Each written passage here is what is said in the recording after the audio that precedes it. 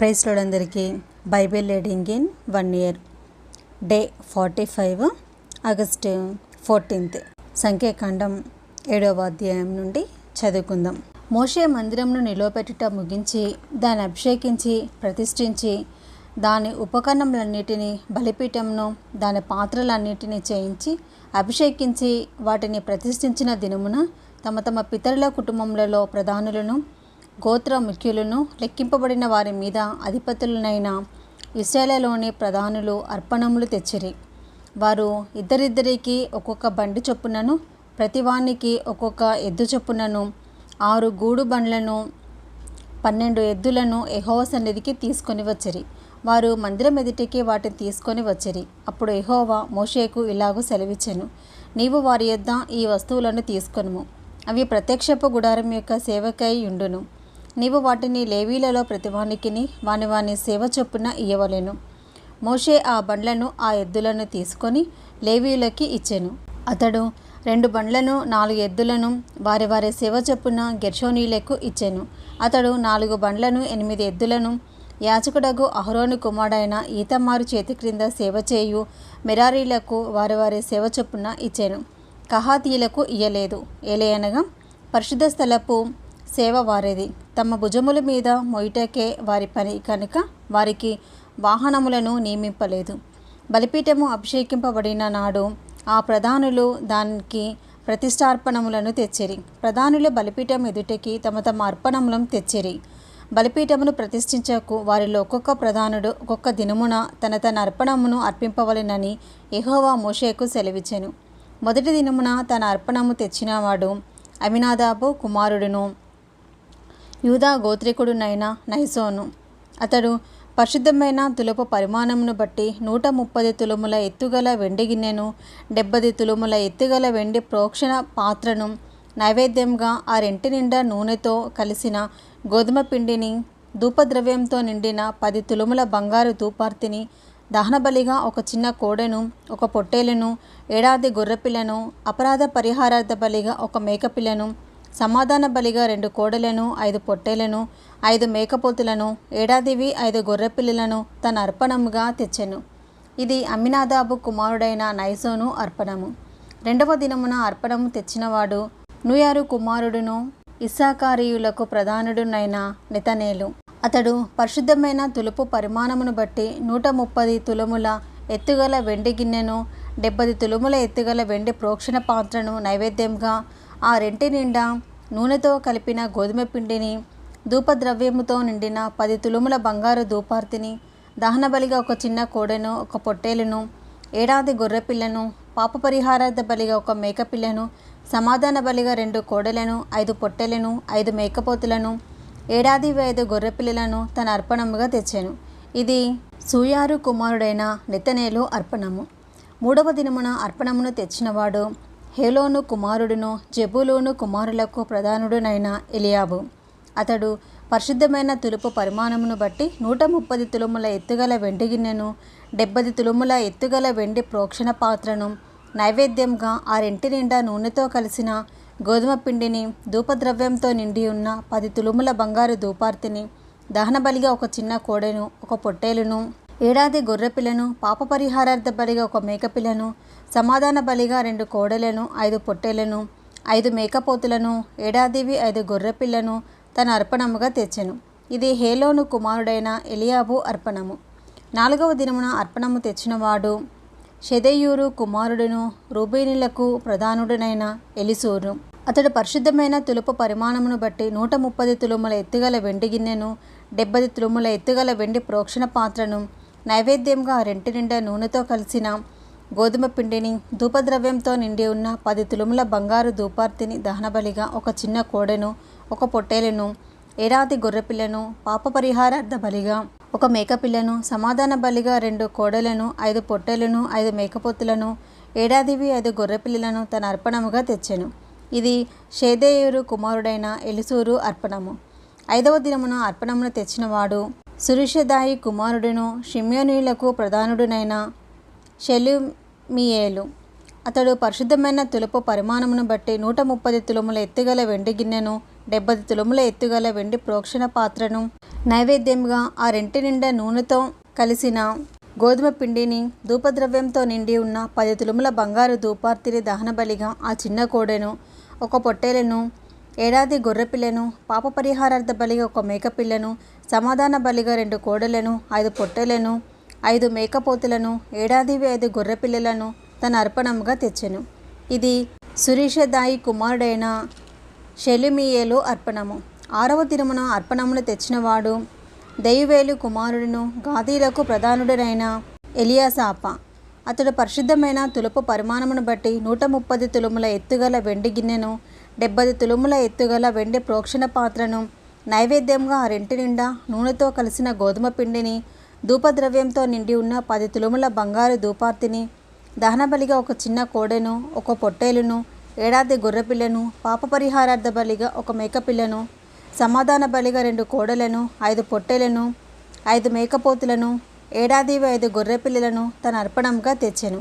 ఇది దెయువేలు కుమారుడునైన ఎలియాసాప అర్పణము. 7వ దినమున అర్పణమును తెచ్చినవాడు అబీహూదు కుమారుడును, ఎఫ్రామీయులకు ప్రధానుడునైన ఎలీషామా. అతడు పరిశుద్ధమైన తులపు పరిమాణమును బట్టి 130 తులముల ఎత్తుగల వెండి గిన్నెను, 70 తులముల ఎత్తుగల వెండి ప్రోక్షణ పాత్రను, నైవేద్యముగా ఆ రెంటి నిండా నూనెతో కలిసిన గోధుమ పిండిని, ధూపద్రవ్యంతో నిండి ఉన్న 10 తులముల బంగారు ధూపార్తిని, దహనబలిగా ఒక చిన్న కోడెను, ఒక పొట్టేలును, ఏడాది గొర్రెపిల్లను, పాప పరిహారార్థ బలిగా ఒక మేకపిల్లను, సమాధాన బలిగా 2 కోడెలను, 5 పొట్టేలను, 5 మేకపోతులను, ఏడాదివి 5 గొర్రెపిల్లలను తన అర్పణముగా తెచ్చెను. ఇవి అమీహూదు కుమారుడైన ఎలీషామా అర్పణము. 8వ దినమున అర్పణమును తెచ్చినవాడు పెదసూరు కుమారుడును, మనిషేయులకు ప్రధానుడైన గమలియేలు. అతడు పరిశుద్ధమైన తులుపు పరిమాణమును బట్టి 130 తులముల ఎత్తుగల వెండి గిన్నెను, 70 తులముల ఎత్తుగల వెండి ప్రోక్షణ పాత్రను, నైవేద్యముగా ఆ రెంటి నిండా నూనెతో కలిసిన గోధుమ పిండిని, ధూపద్రవ్యంతో నిండిన 10 తులముల బంగారు ధూపార్తిని, దహనబలిగా ఒక చిన్న కోడెను, ఒక పొట్టేలును, ఏడాది గొర్రెపిల్లను, అపరాధ పరిహారార్థ బలిగా ఒక మేకపిల్లను, సమాధాన బలిగా 2 కోడెలను, 5 పొట్టేలను, 5 మేకపోతులను, ఏడాదివి 5 గొర్రెపిల్లలను తన అర్పణముగా తెచ్చెను. ఇది పెదనూరు కుమారుడైన గమలియేలు అర్పణము. 9వ దినమున అర్పణము తెచ్చినవాడు గిద్యోని కుమారుడును, బెన్యామీనుకు ప్రధానుడైన అబిదాను.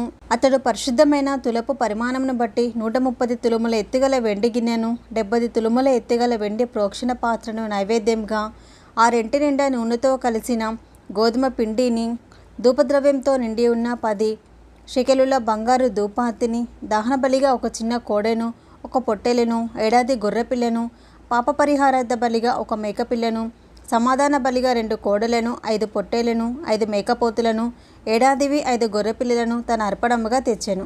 ఇది గిద్యోని కుమారుడైన అబిదాను అర్పణము.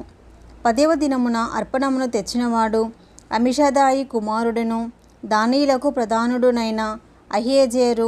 అతడు పరిశుద్ధమైన తులపు పరిమాణమును బట్టి 130 తులముల ఎత్తుగల వెండి గిన్నెను, 70 తులముల ఎత్తుగల వెండి ప్రోక్షణ పాత్రను, నైవేద్యంగా ఆ రెంటిలో నూనెతో కలిపిన గోధుమ పిండిని, ధూపద్రవ్యంతో నిండి ఉన్న 10 తులముల బంగారు ధూపార్తిని, దహనబలిగా ఒక చిన్న కోడెను, ఒక పొట్టేలును, ఏడాది గొర్రెపిల్లను, పాప పరిహారార్థ బలిగా ఒక మేకపిల్లను, సమాధాన బలిగా 2 కోడెలను, 5 పొట్టేలను, 5 మేకపోతులను, ఏడాదివి 5 గొర్రెపిల్లలను తన అర్పణముగా తెచ్చెను.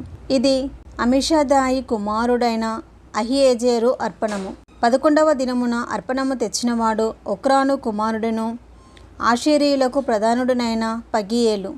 అతడు పరిశుద్ధమైన తులపు పరిమాణమును బట్టి 130 తులముల ఎత్తుగల వెండి గిన్నెను, 70 తులముల ఎత్తుగల వెండి ప్రోక్షణ పాత్రను, నైవేద్యంగా ఆ రెంటి నిండా నూనెతో కలిపిన గోధుమ పిండిని, ధూపద్రవ్యంతో నిండి ఉన్న 10 తులముల బంగారు ధూపార్తిని, దహనబలిగా ఒక చిన్న కోడెను, ఒక పొట్టేలును, ఏడాది గొర్రెపిల్లను, పాప పరిహారార్థ బలిగా ఒక మేకపిల్లను, సమాధాన బలిగా 2 కోడెలను, 5 పొట్టేలను, 5 మేకపోతులను, ఏడాదివి 5 గొర్రెపిల్లలను తన అర్పణముగా తెచ్చెను. ఇది ఒక్రాను కుమారుడైన పగీయేలు అర్పణము. 12వ దినమున అర్పణమును తెచ్చినవాడు ఏనాను కుమారుడు, నఫ్తాలీలకు ప్రధానుడైన అహీరా. అతడు పరిశుద్ధమైన తులపు పరిమాణమును బట్టి 130 తులముల ఎత్తుగల వెండి గిన్నెను, 70 తులముల ఎత్తుగల వెండి ప్రోక్షణ పాత్రను, నైవేద్యంగా ఆ రెంటి నిండా నూనెతో కలిసిన గోధుమ పిండిని, ధూపద్రవ్యంతో నిండి ఉన్న 10 తులముల బంగారు ధూపార్తిని, దహనబలిగా ఒక చిన్న కోడెను, ఒక పొట్టేలును, ఏడాది గొర్రెపిల్లను, పాప పరిహారార్థ బలిగా ఒక మేకపిల్లను, సమాధాన బలిగా 2 కోడెలను, 5 పొట్టేలను, 5 మేకపోతులను, ఏడాదివి 5 గొర్రెపిల్లలను తన అర్పణముగా తెచ్చెను. ఇది ఏనాను కుమారుడైన అహీరా అర్పణము. బలిపీఠం అభిషేకింపబడిన దినమున ఇశ్రాయేలు ప్రధానులు అర్పించిన ప్రతిష్ఠార్పణములు ఇవి: వెండి గిన్నెలు 12, వెండి ప్రోక్షణ పాత్రలు 12, బంగారు ధూపార్తులు 12, ప్రతి వెండి గిన్నె 130 తులములది, ప్రతి ప్రోక్షణ పాత్ర 70 తులములది. ఆ ఉపకరణంలో వెండి అంతయు పరిశుద్ధమైన తులుపు పరిమాణమును బట్టి 2400 తులములది. ధూపద్రవ్యంతో నిండిన బంగారు ధూపార్తులు 12, వాటిలో ఒకటి పరిశుద్ధమైన తులపు పరిమాణమును బట్టి 10 తులములది. ఆ ధూపార్తుల బంగారమంతయు 120 తులములది.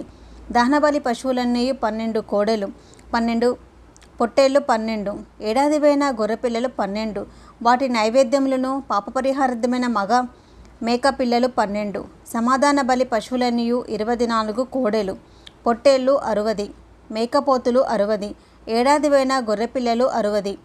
మోషే యెహోవాతో మాట్లాడుటకు ప్రత్యక్షపు గుడారంలోనికి వెళ్ళినప్పుడు సాక్ష్యపు మందసము మీద నున్న కరుణాపీఠము మీద నుండి, అనగా 2 కెరూబుల నడుమ నుండి తనతో మాట్లాడిన యెహోవా స్వరము అతడు వినెను.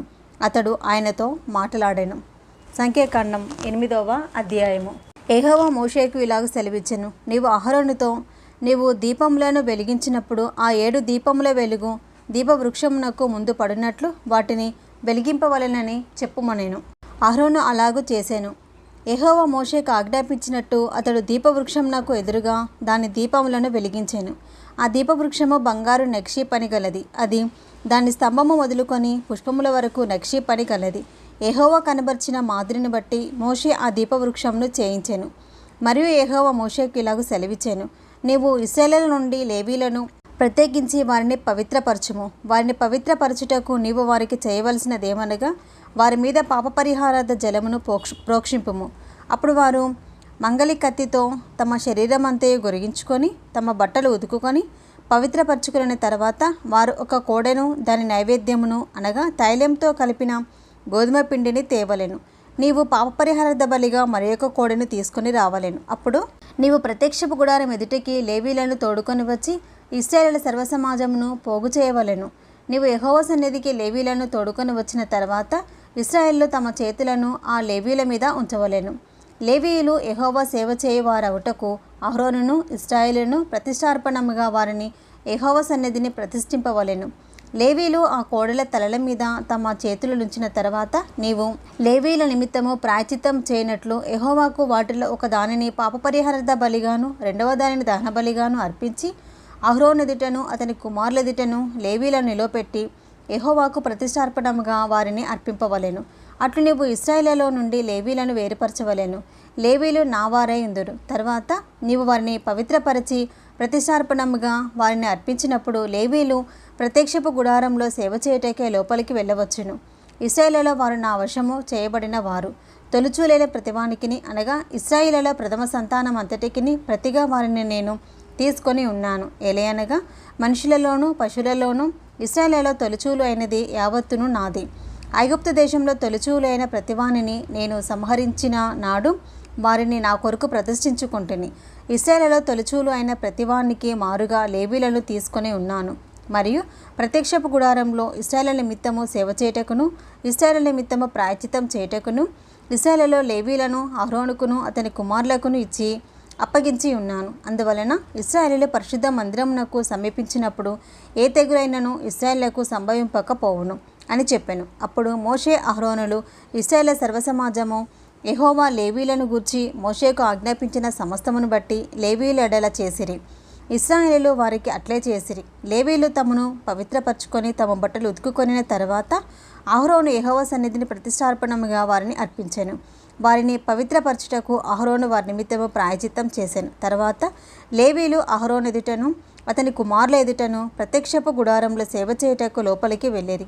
యెహోవా లేవీలను గూర్చి మోషేకు ఆజ్ఞాపించినట్లు అతడు వారి ఎడల చేసెను. మరియు యెహోవా మోషేకు ఇలాగ సెలవిచ్చెను: ఇది లేవీలను గూర్చిన విధి. 20 ఏండ్లు మొదలుకొని పైప్రాయం కలిగిన ప్రతివాడును ప్రత్యక్షపు గుడారం యొక్క సేవలో పనిచేయుటకు రావలెను. అయితే 50 ఏండ్ల వయసు పొందిన బింబట వారు ఆ పని మాని ఊరకుండవలెను. వారు కాపాడవలసిన వాటిని కాపాడుటకు ప్రత్యక్షపు గుడారంలో తమ గోత్రపు వారితో కూడా పరిచర్య చేయవలెను, కానీ పని చేయవలదు. లేవీయులు కాపాడవలసిన వాటి విషయము నీవు వారికి అలాగూ నియమింపవలెను. సంఖ్యాకాండం 9వ అధ్యాయము. ఐగుప్తు దేశంలో నుండి వారు వచ్చిన తర్వాత 2వ సంవత్సరము మొదటి నెలలో యెహోవా సీనాయి అరణ్యమందు మోషేకు ఇలాగు సెలవిచ్చెను. ఇశ్రాయేలీయులు పస్కా పండుగను దాని నియామక కాలమందు ఆచరించవలెను. దాని నియామక కాలమున అనగా ఈ నెల 14వ దినమున సాయంకాలమందు దానిని ఆచరింపవలెను. దాని కట్టడలన్నిటినీ దాని విధులన్నిటిని బట్టి మీరు దానిని ఆచరింపవలెను. కాబట్టి మోషే పస్కా పండుగను ఆచరింపవలెనని ఇశ్రాయేలుతో చెప్పగా వారు సీనాయి అరణ్యమందు మొదటి నెల 14వ దినమున సాయంకాలమందు పస్కా పండుగ సామాగ్రిని సిద్ధపరచుకొనిరి. యెహోవా మోషేకు ఆజ్ఞాపించిన సమస్తమును ఇశ్రాయేలీయులు అతడు చెప్పినట్లే చేసిరి. కొందరు నరశవమును ముట్టుట వలన అపవిత్రులై ఆ దినమున పస్కా పండుగను ఆచరింపలేకపోయిరి. వారు ఆ దినమున మోషే అహరోనుల ఎదుటికి వచ్చి మోషేతో, నరశవమును ముట్టుట వలన అపవిత్రులమైతిమి. యెహోవా అర్పణమును దాని నియామక కాలమున ఇశ్రాయేలీయుల మధ్యను అర్పింపకున్నట్లు ఎలా అడ్డగింపబడితేమని అడగగా మోషే, నిలువుడి, మీ విషయంలో యెహోవా ఏం సెలవిచ్చినో నేనే తెలుసుకుందునని వారితో అనెను. అప్పుడు యెహోవా మోషేకి ఇలాగు సెలవిచ్చెను.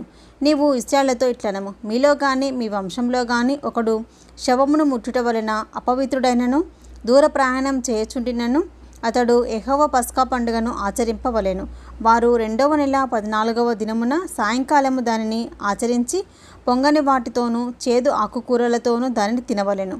వారు మరునాటి వరకు దానిలో కొంచెమైనను మిగిలనీయవలదు. దానిలోనిది ఒక్క ఎముక అయినను విరవవలదు. పస్కా పండుగ విషయమైన కట్టడలన్నిటిని బట్టి వారు దానిని ఆచరింపవలెను.